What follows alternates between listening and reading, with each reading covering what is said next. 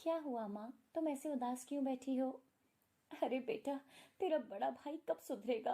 तू अकेले सभी काम करती रहती है, लेकिन इस नालायक को तो बिल्कुल शर्म नहीं आती। तुझे काम करता देख गांव वाले भी तरह तरह की बातें करते हैं। अरे माँ, गांव वालों का क्या है, वो तो हमेशा कुछ न कुछ बोलते ही रहेंगे। चलो अब हम दोनों ना खाना खा लेते हैं। दोनों माँ बेटी खाना खाती हैं और फिर अपने अपने कामों में लग जाती हैं। एक दिन सुषमा की पड़ोसन बबीता उसके पास आती है। सुषमा बहन, मैं तुमसे कुछ बात करना चाहती हूँ। हाँ बोलो बहन बबीता। मेरे पास तुम्हारे बेटे रमेश के लिए एक रिश्ता आया है।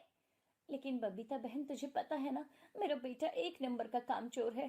काम धंधा तो करता नहीं, अपनी घर गृहस्थी कैसे संभालेगा? अरे तभी तो बोल रही हूँ, इसकी शादी हो जाएगी ना तो ये अपने आप काम करेगा। शादी के बाद तो अच्छे अच्छे सुधर जाते हैं, ये भी सुधर जाएगा। ठीक है बहन, तुम आगे बात बढ़ा दो। और ऐसे ही कुछ समय के बाद रमेश की शादी ललिता नाम की एक औरत से हो जाती है। शादी के कुछ दिन बाद ही ललिता ने रमेश के कान भरने शुरू कर दिए। अरे सुनो जी, मुझसे ना ये सब लोगों के लिए खाना नहीं बनाया जाता। ये दोनों माँ बेटी तो खेत में चली जाती हैं और मुझे घर में अकेले ही सारा काम करना पड़ता है।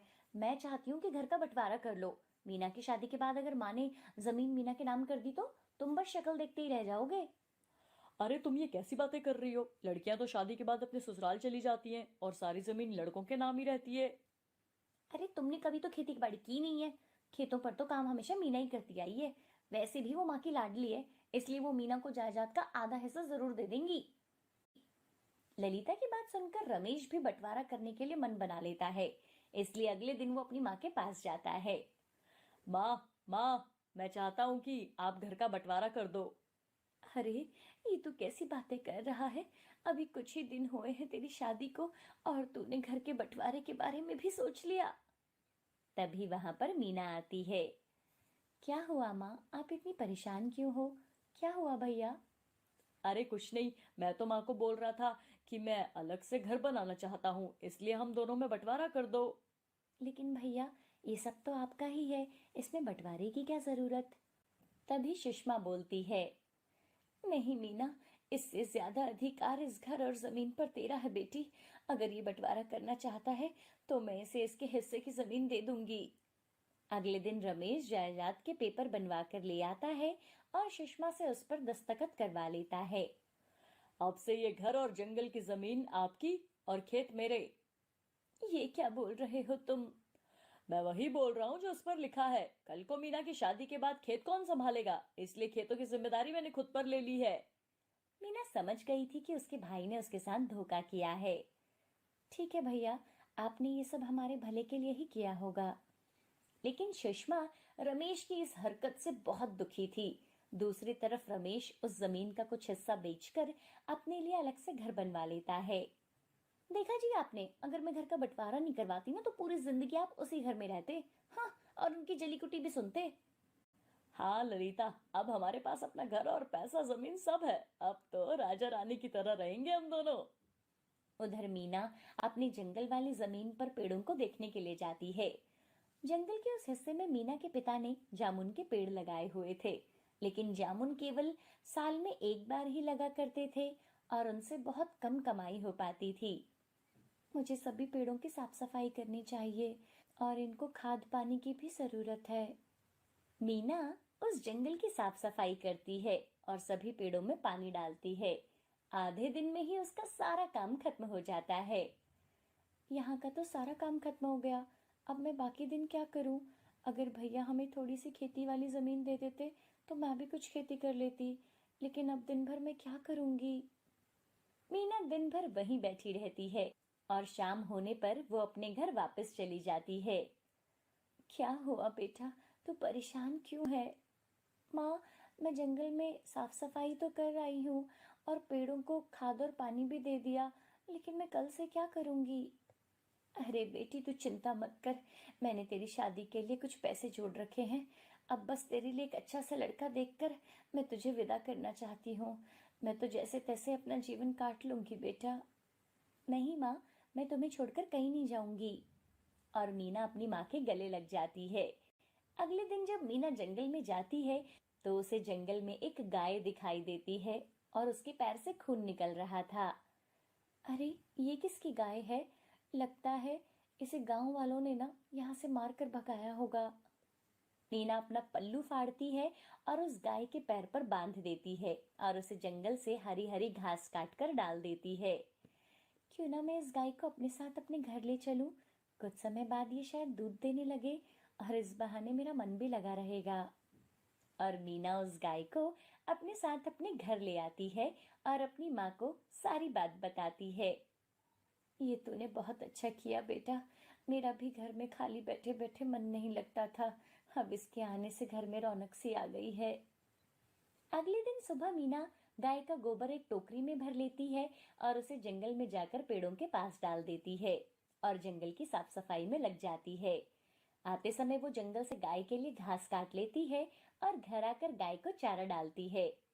गाय को जहाँ चोट लगी थी वहां वो हल्दी का लेप लगा देती है और इसी तरह उनके दिन बीत रहे थे। दूसरी तरफ रमेश और उसकी पत्नी ललिता खेतों में बिल्कुल काम नहीं करते थे, क्योंकि दोनों पति पत्नी आलसी स्वभाव के थे। रमेश को जब भी पैसों की जरूरत होती तो वो थोड़ी सी जमीन बेचकर पैसों का इंतजाम किया करता था, जिससे उसे किसी काम की कोई जरूरत नहीं पड़ती थी। एक दिन जब मीना गोबर लेकर अपने जंगल में साफ सफाई के लिए गई तो उसने देखा कि सभी पेड़ जामुनों से भरे पड़े थे। सभी जामुन रसीले लग रहे थे। अरे, ये कैसे हो सकता है? कल तक तो यहाँ कोई फल नहीं था। ये अचानक चमत्कार कैसे हो गया? मीना ने गोबर पेड़ों के पास डालकर टोकरी को पानी से धो दिया और पेड़ से जामुन तोड़कर टोकरी में डालने लगी।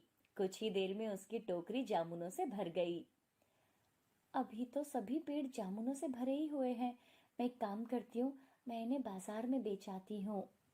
मीना बाजार में एक दुकानदार को सभी जामुन बेच आती है और वापस आकर वो जामुन फिर तोड़ती है। उसका पूरा दिन पेड़ों से जामुन तोड़ने और बेचने में ही निकल जाता है। दूसरी तरफ सुषमा घर पर मीना का इंतजार कर रही थी। आज ये मीना कहाँ रह गई? मुझे जंगल जाकर देखना चाहिए। तभी मीना घर वापस आ जाती है और आज मीना बहुत खुश थी। मीना बेटा, आज कहाँ रह गई थी? इतनी देर क्यों लगा दी तूने आने में? अरे माँ, आज तो चमत्कार हो गया माँ। हमारे सभी जामुन के पेड़ ना जामुनों से भरे पड़े थे। मैं पूरा दिन उन्हें तोड़कर बाजार में बेचती रही। देखो, आज जामुनों से मैंने कितने पैसे कमाए हैं माँ। अरे, इतने तो सारे फल बेचकर भी हम नहीं कमा पाते, और तूने आज एक ही दिन में इतने पैसे कमा लिए। भगवान का बहुत बहुत धन्यवाद, जो उसने हम पर अपनी कृपा दृष्टि बनाई रखी। अगले दिन सुषमा और मीना दोनों जंगल में जाते हैं तो मीना देखती है कि पेड़ फिर से जामुनों से भरा पड़ा था, जैसे कि उसने कभी जामुन तोड़े ही ना हो। अरे, कल तो मैंने बहुत से पेड़ों से लगभग सारे जामुन तोड़ लिए थे, लेकिन इन पर अभी भी इतने जामुन कैसे हैं? बेटा, शायद जल्दबाजी में ना तूने पेड़ों को ध्यान से नहीं देखा होगा। चल, अब हम जल्दी से जामुन तोड़ लेते हैं। और दोनों मिलजुल कर पेड़ों से जामुनों को तोड़ने लगते हैं और सभी जामुन बाजार में बेच आते हैं। आज उन्हें कल से भी बहुत अधिक कमाई हुई थी। वो दुकानदार मीना से पूछता है। अरे, तुम इतने अच्छे जामुन कहाँ से लाती हो? हमारे अपने जामुन के पेड़ हैं और इस बार ना पेड़ों पर बहुत सारे जामुन आए हैं। देखो, तुम चाहो तो मैं अपने आदमियों को भेजकर जामुन तुड़वा सकता हूँ, जिससे तुम्हारी मेहनत बहुत कम हो जाएगी और एक दिन में ही ज्यादा से ज्यादा जामुन तोड़ लेंगे। उसकी बात सुनकर मीना और सुषमा मान जाते हैं और अपनी हामी भर देते हैं। अगले दिन जब सभी जंगल में पहुंचे तो जंगल फिर से जामुनों से भरा पड़ा था। अरे, ये कैसे हो सकता है? कल हमने इन पेड़ों से सभी जामुन तोड़ लिए थे, लेकिन यहाँ तो सभी पेड़ जामुनों से भरे पड़े हैं। देखा माँ, मैंने आपसे कहा था ना कि कुछ तो गड़बड़ है। मुझे तो लगता है माँ, ये सभी ना जादुई जामुन के पेड़ हैं। लेकिन पहले तो ऐसा कभी नहीं हुआ बेटा। दोनों माँ बेटी आपस में बात कर ही रहे थे और सभी मजदूर जामुन तोड़ने लगे और अब दोनों गाय को चारा डालने के लिए घर वापस आ गए थे। मीना गाय के पास बैठकर बातें कर रही थी। गोरी, तू हमारे लिए ना घर की लक्ष्मी है, जब से तू आई है ना, तब से हमारे घर में खुशियां वापस आ गई हैं। मीना, मैं एक जादुई गाय हूँ। क्या? तुम बोल सकती हो? हाँ मीना, मैं परीलोक से आई हूँ। तुमने निस्वार्थ मेरी मदद की, और ये उसी का फल है। जो गोबर तुमने अपने पेड़ों में डाला है, उसके कारण अब वो सभी पेड़ जादुई बन गए हैं। अब उन पर जामुन कभी खत्म नहीं होंगे। वहां खड़ी सुषमा भी सारी बात सुन रही थी। तुम्हारा बहुत बहुत धन्यवाद जादुई गाय।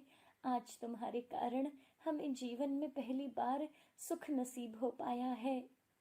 अब उन जामुन के पेड़ों के कारण वो बहुत अमीर हो जाते हैं और अपना बड़ा सा घर भी बनाते हैं। दूसरी तरफ रमेश बर्बाद हो जाता है। उसने धीरे धीरे अपनी सारी जमीन बेच दी और उसकी पत्नी ललिता सभी पैसे लेकर भाग गई।